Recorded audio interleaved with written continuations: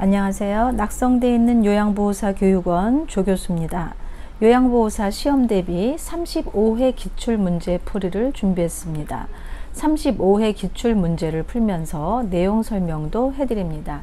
실기 3부 시작합니다.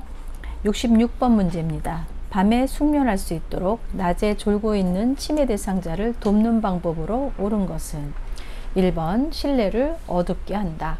2번 침대로 가서 눕게 한다. 3번 조용한 음악을 틀어준다. 4번 주기적으로 말을 걸어준다.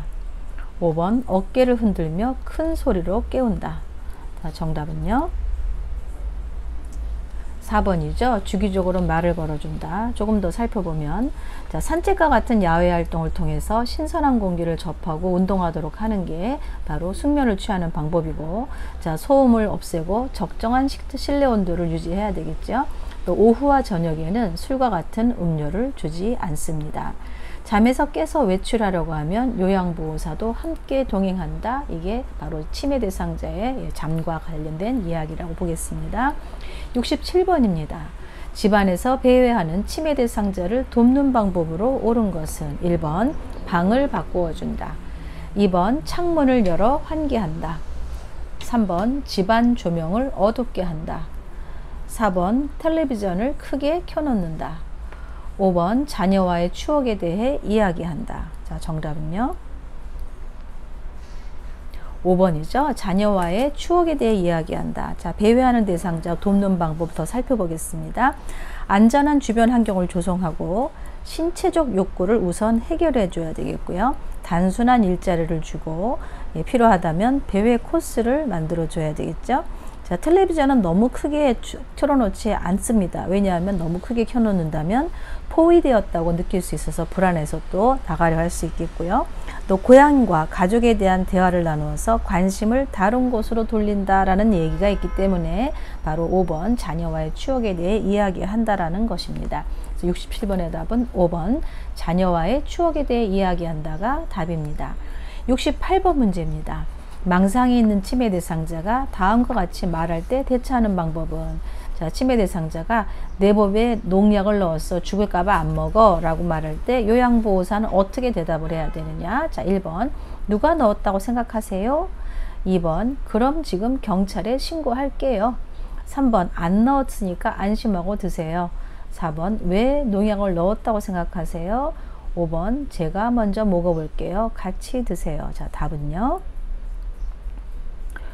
5번이 답이겠죠. 제가 먼저 먹어볼게요. 같이 드세요. 이게 방법입니다. 69번 문제입니다. 목욕을 시키기 위해 치매 대상자가 옷을 벗기려 하자 거칠게 발버둥을 칠 때 대처하는 방법으로 옳은 것은, 1번 혼자서 목욕하라고 한다. 2번 행동을 신속하게 제지한다. 3번 목욕하기 싫은 이유를 물어본다. 4번 여러 요양보호사가 함께 목욕을 시킨다. 5번 목욕을 중지하고 조용한 방에서 쉬게 한다. 답은요? 정답은 5번이죠. 목욕을 중지하고 조용한 방에서 쉬게 한다. 이것과 관련된 내용이 53페이지에 14번을 보시면 요양보호 서비스 유형별 대처방안 사례 모음이 있어요. 그 사례 모음 중에서 같은 내용이라고 보시면 되겠습니다. 70번입니다. 치매 대상자가 해질녘만 되면 다른 대상자의 사물함에서 옷을 꺼낼 때 대처하는 방법으로 옳은 것은, 1번 어르신 옷을 같이 찾아봐요 라며 이끈다. 2번 왜 남의 옷을 가져가세요 라고요 소리친다. 3번 옷은 내일 찾고 주무세요 라며 조명을 끈다. 4번 남의 옷에 손을 대면 안 돼요 라고 옷을 정리한다. 5번 자꾸 이러시면 독방으로 가셔야 돼요 라며 단호하게 말한다. 정답은요? 1번이죠. 어르신 옷을 같이 찾아봐요 라며 이끈다.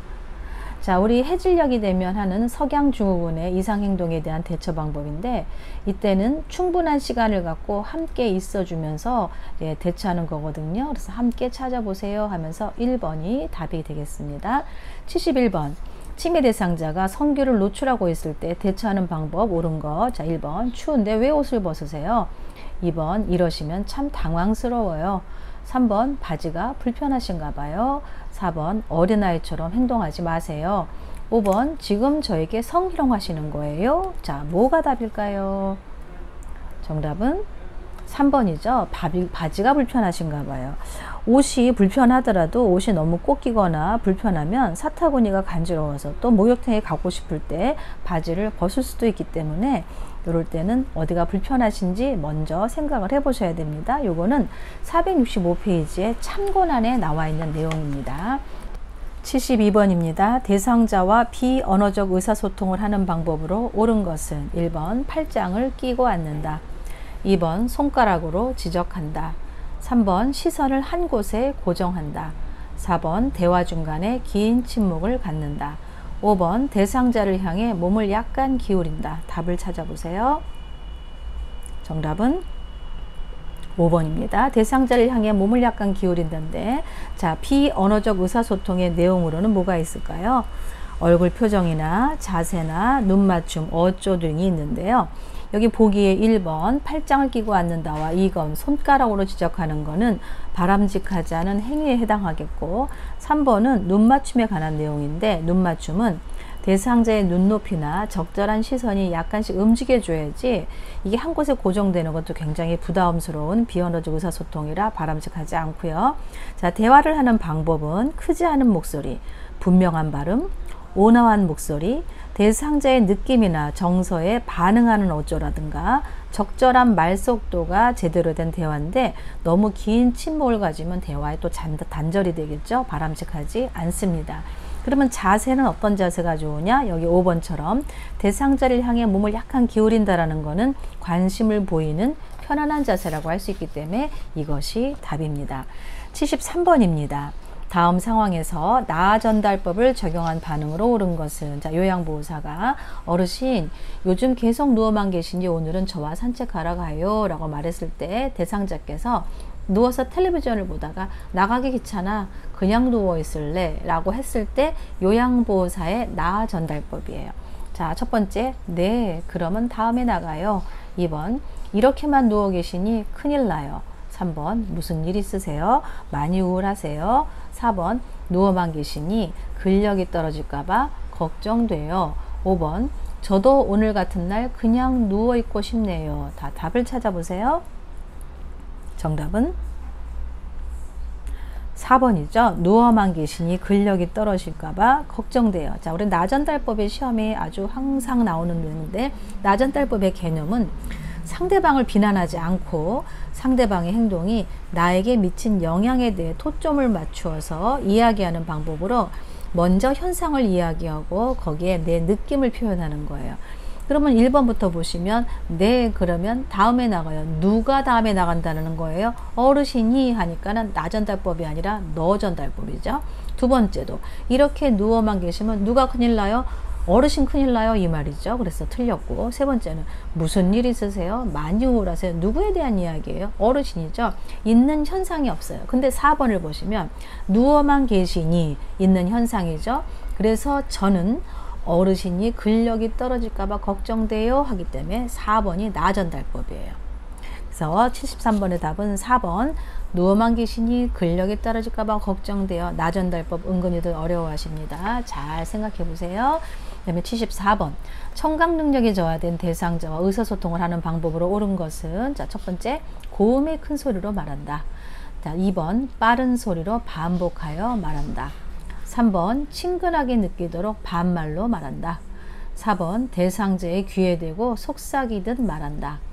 5번 밝은 장소에서 입을 크게 벌리며 말한다.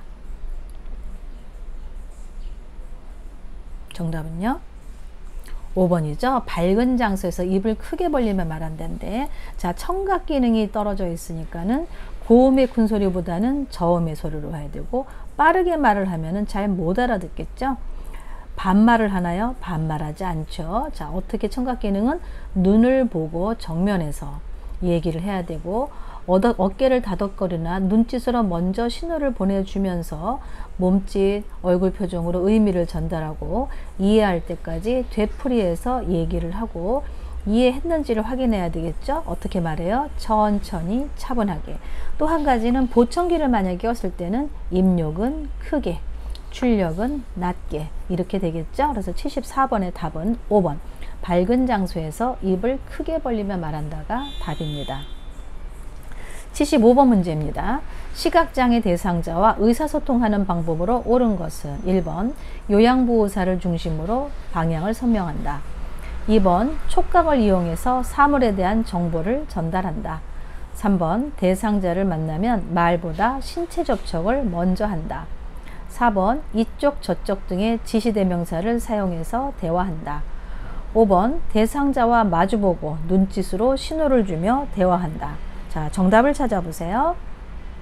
정답은 2번이죠. 촉각을 이용하여 사물에 대한 정보를 전달한다. 이번에는 시각 대상자예요. 시각 대상자인데 눈에 잘 안 보이시죠? 요양보호사가 중심이 아니라 누구 중심?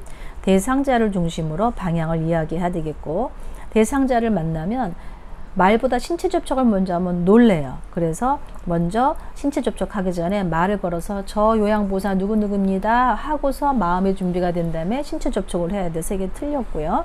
그 다음에 이쪽 저쪽 하면 모르겠죠. 동서남북 아니면은 뭐 시계 방향 해가지고 제대로 정확하게 말을 해야 되고, 자, 마주 볼 수가 있나요? 5번에 시각장애이기 때문에 마주 보는 건 의미가 없어요.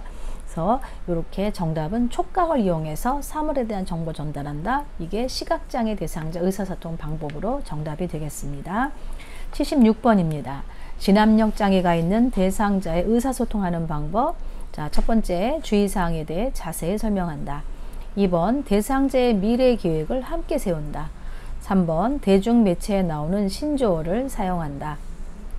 4번 장소, 시간, 날짜에 대해 자주 인식시킨다. 5번 친밀감을 표현하기 위해 별명을 사용한다. 자, 정답은요 4번이죠. 장소, 날짜, 시간. 요거는 아주 많이 나왔던 문제인데 진압력이 무엇이냐? 뭐 시간, 장소, 사람, 날짜 이런 거에 대해서 잘 인식하지 못하는 거기 때문에 장소나 날짜, 시간에 대해 자주 인식시키는 게 의사소통하는 방법이라고 할 수 있겠죠. 77번입니다. 대상자가 떡을 먹던 중 갑자기 양손으로 목을 잡고 괴로워할 때 대처 방법으로 옳은 것은 그림 문제입니다. 자, 정답은요 1번이죠. 이걸 뭐라고 그러나요? 하임리히법이라고 그러죠. 자, 우리 하임리히법 설명 다시 드리면 대상자 뒤에 서서 대상자의 배꼽과 명치 중간에 주먹진 손에 엄지손가락에 배에 닿도록 놓고 다른 한 손으로 주먹진 손을 감싼 다음에 양손으로 복부의 윗부분을 후 상방으로 힘차게 밀어 올리고 한 번으로 이물질이 빠지지 않으면 반복해서 시행하는 것, 이거를 뭐라 그래요? 하임리히법. 어떤 환자한테 쓰나요? 질식한 환자. 이렇게 알아두시면 되겠습니다. 자, 78번 문제입니다. 손목 골절이 의심되는 대상자를 위한 응급처치 방법으로 옳은 것은 1번 냉찜질을 한다. 2번 손목을 움직여 보게 한다. 3번 튀어나온 뼈를 눌러준다. 4번 구부러진 손목 관절은 펴준다. 5번 손상 부위는 심장보다 낮게 한다. 자, 정답은요 1번이죠. 냉찜질을 한다가 맞고 손목을 절대로 움직이면 안 되겠죠. 만약에 움직일 수 있는 상황이라면 부목을 대고 병원을 가야 되겠고, 그래서 정답은 1번 냉찜질을 한다가 답입니다. 79번 문제입니다. 의식을 잃고 쓰러져 있는 대상자에게 심폐소생술을 시행하는 방법으로 옳은 것은 1번 분당 60회 속도로 가슴을 압박한다. 2번 얼굴을 옆으로 돌려 기도를 개방한다. 3번 양팔의 팔꿈치를 곧게 펴서 가슴을 압박한다. 4번 대상자의 가슴이 약 2cm 눌릴 수 있게 살짝 압박한다. 5번 반응 확인, 가슴 압박, 도움 요청, 기도 유지 순으로 실시한다. 답을 찾아보세요. 정답은 3번이죠. 양팔의 팔꿈치를 곧게 펴서 가슴을 압박하는데 1번부터 살펴보면 분당 60회의 속도가 아니라 100에서 120개의 속도로 하고 횟수는 30회를 해야 되겠고요. 얼굴을 옆으로 돌려서 기도를 개방하지 않죠. 그 방법을 제가 좀 말씀드리면, 먼저 구조자의 한 손은 대상자의 이마에 올려놓고 손바닥으로 대상자의 머리를 뒤로 젖힌 다음에 다른 한 손으로 턱 아래의 뼈 부분을 머리 쪽으로 당겨서 턱을 위로 들어 올려야 비로소 기도가 개방되기 때문에 옆으로 돌린 게 틀렸고요.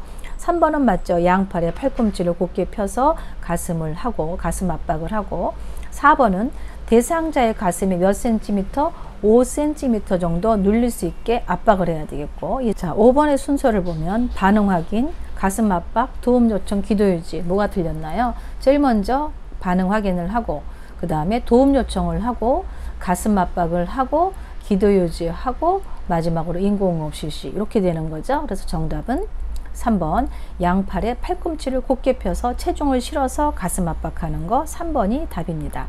80번입니다.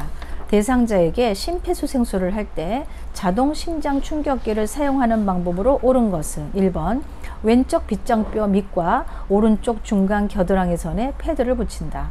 2번 패드를 붙인 후 전원을 켠다. 3번 심장 리듬 분석 중에는 인공호흡을 한다. 4번 제세동을 위한 충전 중에는 가슴 압박을 한다. 5번 충격이 전달된 즉시 대상자의 반응과 호흡을 재확인한다. 자, 정답은요? 4번이죠. 제세동을 위한 충전 중에는 가슴 압박을 한다. 자, 1번부터 살펴보면 왼쪽 빗장뼈 밑과 오른쪽 중간 겨드랑이 선이 아니라 오른쪽 왼쪽이 바뀌었죠. 오른쪽 빗장뼈와 왼쪽 중간 겨드랑이 선이 되겠고요. 자, 전원을 켜고 패드를 붙이죠. 제일 먼저 해야 되는 거는 전원을 켜고 그 다음에 패드를 붙이는데 패드를 붙일 때 오른쪽 빗장뼈와 왼쪽 중간 겨드랑이 선에 패드를 붙이고요. 그 다음에 3번을 보시면 심장 리듬 분석 중에는 인공호흡을 하는 게 아니라 환자에게서 손을 떼서 리듬 분석이 정확하게 이루어져야 되고 그 다음에 충전을 한다 하면은 그동안은 손을 놓고 쉬는 게 아니라 수초에서 수분에 걸릴 수 있기 때문에 가슴 압박을 계속 실시를 하죠. 그래서 4번이 답이고요. 5번은 충격이 전달된 즉시 어떻게 해야 되나요? 계속 가슴 압박을 해야 되겠죠. 그래서 80번의 정답은 4번 제세동을 위한 충전 중에는 가슴 압박을 한다가 답입니다. 여기까지 실기 3부 풀이였습니다. 자세한 내용은 제가 명시해드린 교재 페이지를 참고하시기 바랍니다. 감사합니다.